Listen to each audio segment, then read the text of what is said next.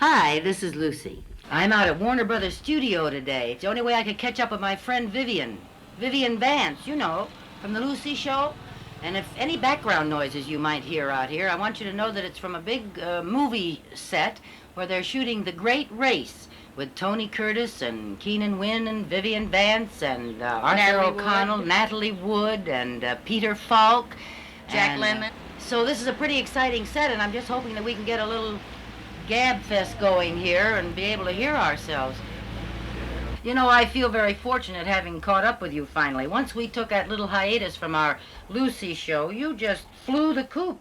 You went away to Connecticut like a homing pigeon. And I guess nothing less than the Great Race here at Warner's would get you back at this time of year, right? That's right. Connecticut must be divine right now. I It's miss the still change of seasons. I envy you that house, you know that. Now, through the years, Vivian, hundreds and hundreds of letters from our fans that want to know if you and I are really good friends off the screen as well as on. And I think this happens to be the perfect medium for answering that question. Yes, ladies and gentlemen of Lucy's radio audience, we are good friends off and on the screen. I think it would be impossible when you come to think about it and how many years you've seen us working together on television. I don't think it's possible for people who aren't good friends to work this long. Do you really, Lucille? I couldn't do it. I think that they find it hard to believe that we can really honestly say that we like each other as much as you and I do. But I think that's because they're not aware of the respect that we have for each other, not just in our work, but as women. And in our work. I think both ways, Lucy. Yes. I think that it's there is no love without respect. That I have found out. That's something that's absolutely true. Unless one respects one cannot really love them. And I think our mutual respect for each other in the beginning, before we knew each other well, Lucy, I think respect came before love, don't you, dear? Oh, yes. Sure. I know I respected your work so, and the way you worked, and learned so much from you as I was working. We know each other's quirks, we know each other's sensitive points, sensitive parts, what not to say, what to say, which people should learn. I think that from the beginning we have approved of each other, and that's so important. That's right. I have approved of you since the day I set eyes on you. And you know, you were hired without my seeing you, remember? I know. I've often wondered, Miss Ball, had you seen me first. I've often wondered, but one can never say what would have happened if, you know. Well, I never bother. So long as it's worked out successfully, I don't ever believe in going back and saying, would it have been different if, in life, the same way I feel. The one thing that you and I agreed on early is that a regimen such as ours, and working together for years, on a series, on a long series, actually we've covered about 14 years, from the very beginning we have been aware that it took a knowledge of how to keep it workable and happy, and instinctively I think you and I have always known how to do that, because it was not, for instance, unlike a marital setup. I think people in show business will understand what I'm talking about. Anybody connected with a series would agree that it is not unlike a marriage. And you have to use the same principles or you're in for an unhappy run. You know, you must genuinely like your partners and in general approve of them and show it. That's something you and I have always insisted upon on our set, is communication. We have encouraged everyone around us to speak up, haven't we?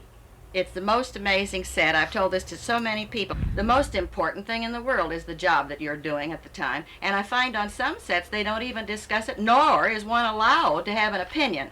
And our opinions are loud and strong. I think the other thing, we've also been willing to admit we're wrong. If it's proven by somebody else that we're wrong about a certain point. We don't sulk about it. We just say, that's it. All right. I'm wrong. I've heard you say so many times, that's it, I'm wrong. And I hope I've said it as often as you have, because I think I've been wrong more often than you have. Oh. Yes, I've always been very well aware that you are a very valuable show doctor. So I have relied upon you all these years. What you really think about a scene, I listen to. And I very seldom disagree with you because you're usually right. One of the things that we have known about each other is that that we should respect each other's privacy, which we have done as close as we've been. When it came to the real private things, they rested in the corner until each one felt like talking about. Ready to talk. Yes. And I think that if people in marriage, in families, in schools, in any group, if one would learn to respect the privacy of the other person, I know lots of people willing to go along with you when you're happy, but they really are not willing to go along with you when you're unhappy or you're having troubles. You and I have been through a lot together. We've been through a lot, Lucille. That's another thing, I think, that's drawn us even closer through the years, rather than the long association driving us apart. Something was always happening to us in our own private lives. Lots of it good and some of it not so good. Mm-hmm. And before we wind up our conversation today or tomorrow, we'll talk about both. That's a good idea. A little bit about the bad and a lot about the good, okay? Mm-hmm. We were talking about how we have managed to get along all these years and how important we found it to set the example. We have about 100 people on our set daily, and we've worked with them for about 14 years, and I think it's because we were aware that the way we acted, they would follow. And I think, Viv, you'll agree that we have been cognizant of that right along, and the example that we set would mean a happy or an unhappy set. Do you remember, Lucy, when somebody came and told us that through the years something happened that we didn't know about, that it took them a long time to catch on to the fact that sometimes we were yelling at each other in your room, and we were rehearsing lines and rehearsing a scene, and they said the whole set got so quiet. They were so afraid we were having a fight, remember? Yes. And we didn't even know that it bothered them out front. Yeah. We've had a very unusual run, Vivian. I don't mean the length of our run, but the length of our friendship and the way we've managed. We've only been angry at each other about 3 times in 14 years, isn't that right? Like children. Yeah. We got angry like children and made up like human beings and adults, but we got angry like children and it both almost killed both of us. You walked one way, I walked the other. We went outside the stage, everybody got very quiet, and we went outside, the doors slammed, and we fell into each other's arms and came back crying. Crying like mad. Over some silly, stupid thing. I don't even remember what it was now. No, I can't remember what any of them were. But the only parts that were difficult for us is when you were unhappy and I was unhappy, and we were facing big crises in our lives, and it was very difficult for everybody then. But we both went through it at the same time, Lucy. Isn't that Did you ever amazing? stop to think how really fortunate for the two of us, because we did have to go on the set, and we did have to work, and we did have to get that show on film. I think our work was good for us at the time, don't you? Saved my life. Yeah. The wonderful, happy way our lives have turned out, I tell you, it's unbelievable, but thank God, I just can't believe how happy you are and how happy I am these days. I look at us now sitting and laughing most of the time. Most of the time we're laughing and gay and happy. We both look better, Lucy. I know people say that to you. Yeah, What have you sure. done? Have you done something to your face? Yeah. You know. I say yes, I found someone I love who understands what a home is for, and we enjoy our home and we enjoy each other's company. I have someone to talk to, someone to confide in, and someone to live for and share things with, and that's why my face looks better, I know that. Well, I could say that old-fashioned ditto to that. Hey, time's up for now. See you tomorrow, huh, Viv? Okay. Bye now. Hi, this is Lucy. Today again, I have Vivian Vance, my adorable Ethel Mertz, my adorable Vivian Bagley. In case you didn't hear us when we mentioned it yesterday, we are out at Warner Brothers Studio on the set of The Great Race with Tony Curtis, Jack Lemmon, Keenan Wynn, Arthur O'Connell, Natalie Wood, Vivian Vance, Peter Falk, and a cast of thousands. And also several hundred old cars. What is this, Viv, a period piece? It really was a race. In 1908, there was a race around the world with the cars that were built at that time. I think you were born for that era. The way you look in these clothes is unbelievable. I Viv. thought you were going to say you thought I was born in that era and we were going to have one of those famous fights. I don't know when you were born, and I'm never going to find out. I don't care. Let's don't know, Lucy. Viv, some of the hundreds of letters I've been getting recently concerning you want to know about John. My husband just left. I was hoping he'd be here when you came in today, but he had an appointment. He came out from Connecticut to stay with me this week while I'm doing the picture because we hate to be separated, as you well know. First of all, his name is John Dodds, and he is a publisher, and his office is in New York City. It's really a literary agency. Oh, it's not called a publishing? No, it's McIntosh, McKee, and Dodds. But in the beginning, When I first married John, he was in the publishing business. Oh, that shows how little I get to talk to you, we don't get girl. to talk on the set. We might sit here and learn about each other. But he has a literary agency, and all my life I've had my nose buried in a book. So marrying into the book business has been great for me because I know. house One is of the full things of that books attracted you to John, Yes. wasn't it? And he enjoys your home, too, as much as you want a home enjoyed. You're quite a homemaker, Roberta. Yes, I am, Lucille. And why do you dote on Mexican cooking? I never did really find out. Because of the time you spent in Albuquerque? In New Mexico. I lived in Albuquerque, New Mexico, you know, and I had a small ranch outside of Albuquerque, New Mexico, and I knew lots of good Mexican cooks. They taught me how to cook Mexican food. You have become one of the finest this side of Edith Head. You know Edith Head. Does she do Mexican Oh, food, too? she is sensational.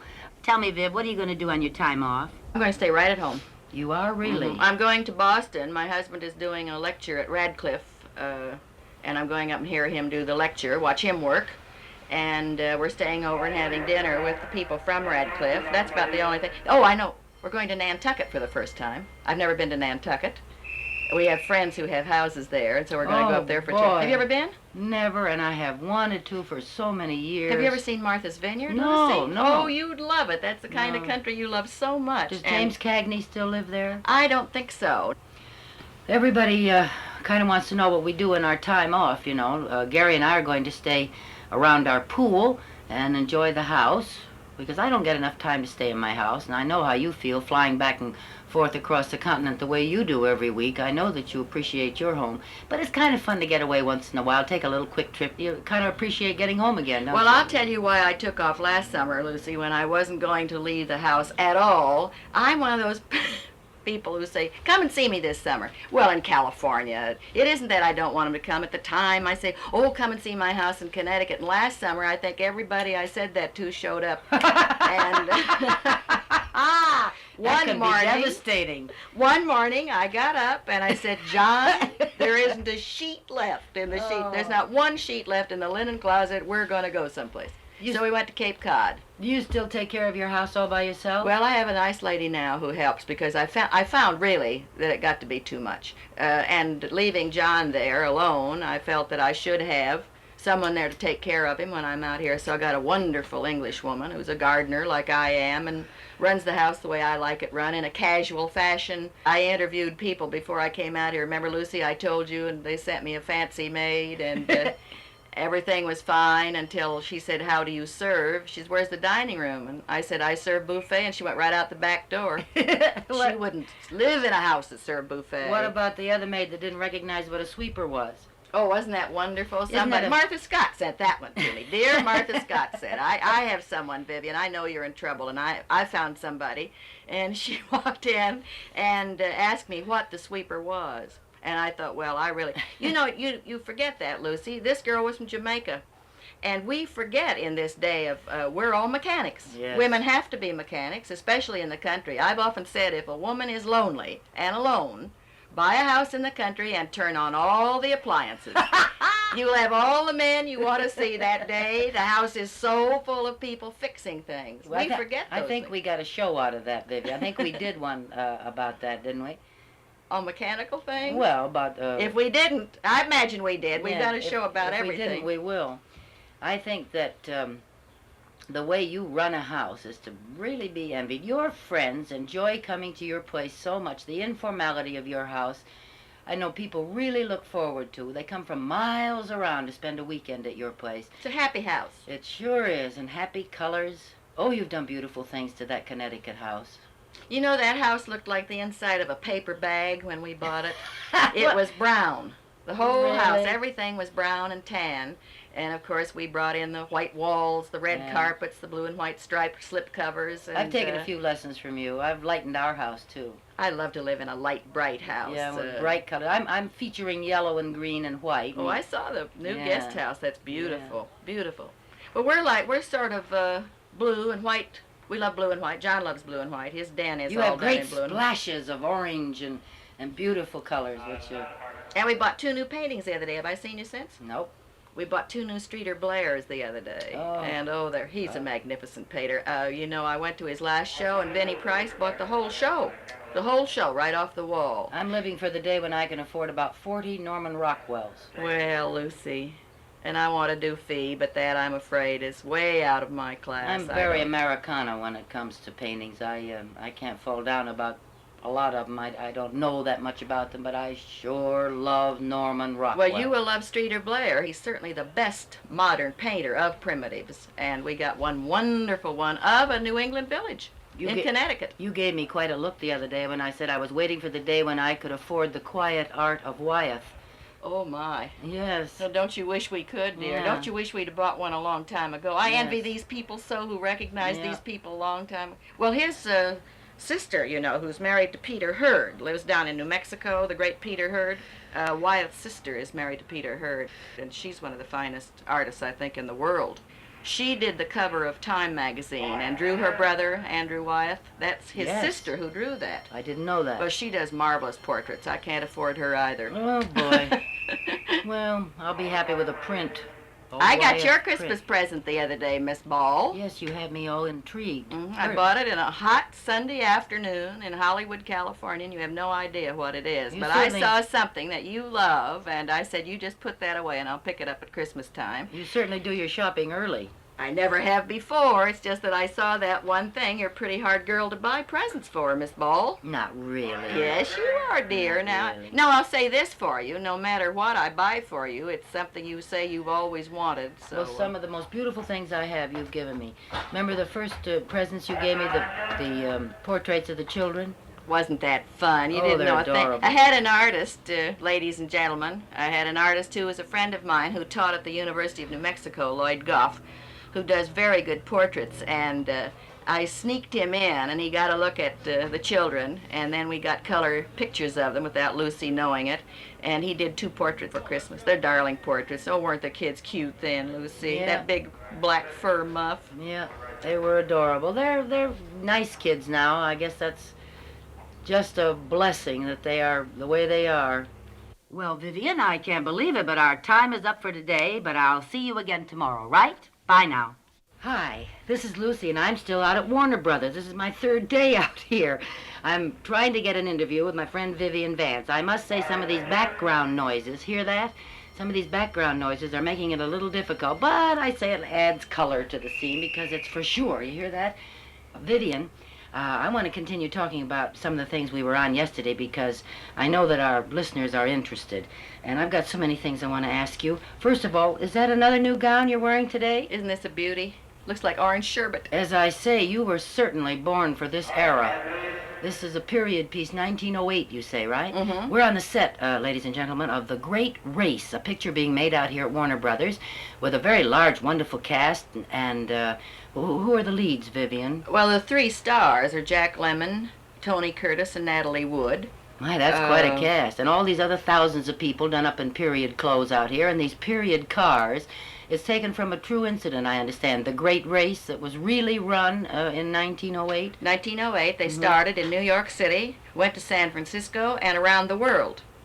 It's so funny because one car, it's one of those mad, wonderful comedies that Blake Edwards is doing nowadays. Mm-hmm. Oh, I'd love to work for Blake Edwards. You're very lucky. Hey, Viv, yesterday, just before we ran out of time, we started talking about the children. You know, I'm going into this teenage era now, and it's scaring the daylights out of me. It's pretty scary, isn't it? Yeah, I don't... Well, it's a rough period for the teenager, too. It's rougher, really, on the teenager, I think, than it is the parent. There's just one thing I'm sure of, Viv, and that's that I am not going to let down in my discipline, because that I know they want, whether they know it, you know, and voice it right now. I want to tell you, Lucy, I talk to so many teenagers in my work in Connecticut in the hospitals who have never had discipline and who want discipline badly. And that old school of no discipline that was so popular not too many years ago is certainly paying off in sickness and ill health at this particular Isn't that time. awful? And I can say that because I see it. My daughter said a wonderful thing the other day. She came home from having spent a weekend someplace. And I said, "Did you have a good time, Lucy?" And she said, "Well, not really, Mother. You know what, Mom? Her mother doesn't make her do anything." Well, I just thought that was the greatest thing she'd said in years. It is. That's very Said knowing she- of her. She's allowed to do anything, Mother. And that she just showed her disapproval that way, and I could have kissed her. Well, too, on the other side of the coin, I talk to people who had too much discipline. There's a wonderful in-between, a marvelous in-between of letting the person grow up, letting the person find himself or herself. We have our periods where I'm sure I discipline them too much, and then my periods where I don't discipline them enough. But who's to know, Lucy, though? It's still trial. It's I feel so sorry for, I think, the parent. I've talked to many, many parents today who are sort of in a quandary about, they read this and they read that. I have always said that if there's love enough, things work out. Love and approval, the things work out. I find that the more hectic our teenage existence was, the more we worry about our children. Mm-hmm. Well, you want to do a lot of things that you wish you could have done. You want your children to have advantages. I know friends who work their way through school and say, my kids aren't going to work their way through school, but maybe for that child it'll be the best thing in the world for them. Well, I think anything that they have to work for is certainly the best. When I was a kid, there were more things that children had to do to help that we don't, for instance, find in Beverly Hills. Now that must be difficult. That's true, absolutely true. And if it just doesn't exist. And if you do have any help in the house, I am inclined, and I know other mothers have agreed with me, to let things go and let the help, and not make the children take care of their toys and their belongings and their clothes the way we should. And I know that I am remiss in this, and I try to correct it periodically, and that's about the thing that I dislike about my working the most, that I'm not there to insist that they have their chores that they must be responsible for. And you sort of have to be on the spot for that. You can't get lax about it and do it once in a while and not all the time. And there I've made a big mistake because my daughter would like to spend more time in the kitchen. And when you have a cook, which I have to have, there's not that much time to depend. That is difficult. You and I were taught to cook and do things because somebody needed us. Had to cook. And I think it's wonderful to feel needed. And, I think any time we can give our children an idea of where they're needed, I have noticed that my children respond beautifully. Absolutely, and we never get over it, Lucy. Nobody ever gets over that. I know we have so many problems with our older people in the hospitals. One of the reasons that they're there and unhappy and miserable is because nobody needed them any longer. I've always thought that, for instance, within small towns, how the PTAs, any place where women are gathered to do good, if they would direct some of their needs toward these elderly people, they would find great response. For instance, if they have a drive on where they want to have certain things made, crocheted, knitted, baked, if they would just turn some of this over to the elderly people, they would be amazed what would get done. Well, I just went to Old Sturbridge Village. What's that? Old Sturbridge Village is in Massachusetts, and it's an absolute authentic replica of an old New England village. And the happiest people are working in that village. There was a tinsmith, for instance, who's 92, Lucy. And they had called them out of retirement, people who made iron nails. There are people there who make iron nails who are 80, Lost 85, arts. Lost arts. And these people are so happy because they are working. Isn't that wonderful? People must have something to do. I have, like you have, a special spot in my heart for the elderly people. I was in Virginia down to visit Arthur Godfrey recently, and I was in a parade, an apple festival parade, and the street of this little wonderful town was lined with young and old, of course, but up in the windows I noticed the elderly who hadn't made it downstairs and out to the front of the sidewalk, and they sat there in their chairs with tears streaming down their face. Vivian, I can't tell you what this did to me. And they hollered in their little weak voices, "Give Vivian my love."